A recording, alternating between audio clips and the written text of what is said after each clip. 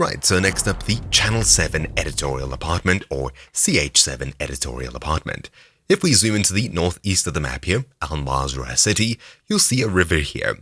Where it bulges out, off to the east, is a circle with a black center.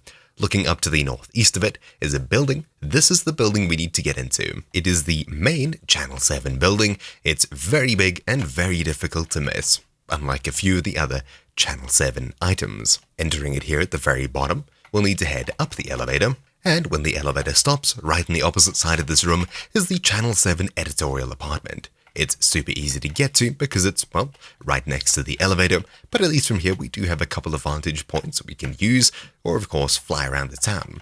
Anyways, thank you all for watching this super quick guide. My name's been Technobi here for Troubleshoot, and I'll see you all next time. Ciao!